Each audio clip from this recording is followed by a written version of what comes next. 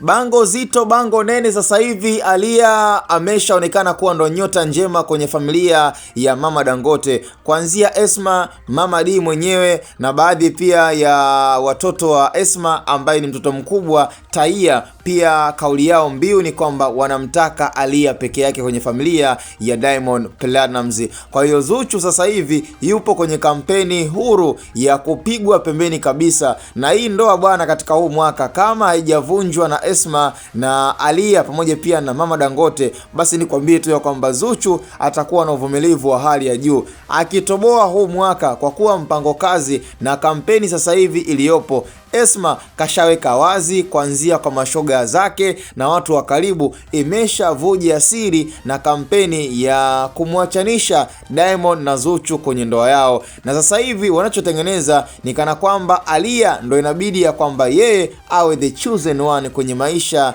ya Diamond Platnumz. Kwa hiyo hii ni kama script ambayo wanaitengeneza familia ya Mama D, ili mradi Aaliyah awe ndo mwanamke ambaye sasa hivi awe anajulikana na kila Mtanzania kwamba Diamond mwanamke wake ni Aaliyah na sio Zuchu. Sijajua madhaifu alionayo Zuchu, labda kwa sababu ya sura ya Zuchu, muonekano wa Zuchu inaonekana kwamba haendani kabisa na hana muonekano wa kuwa na Diamond Platnumz. Ukiangalia wanawake wote ambao wanapendwa na Mama Dangote, wote sura zao na muonekano yao kidogo inaridhisha. Angalia Zali's Boss Lady, angalia Tanasha Donna na angalia Aaliyah. Wote kwanza ni wanawake watatu ambao wana rangi moja, yani ni wanawake weupe lakini pia wana muonekano mzuri. Kwa hiyo sijajua muonekano wa Zuchu ndo unamfanya asipendwe na familia, ila ninaamini Zuchu angekuwa na muonekano mzuri, yani angekuwa labda na rangi nyeupe na muonekano mzuri, ana shepu nzuri, alafu ana kipaji hicho cha kuimba, ninaamini tu ya kwamba Zuchu angependwa ukweni.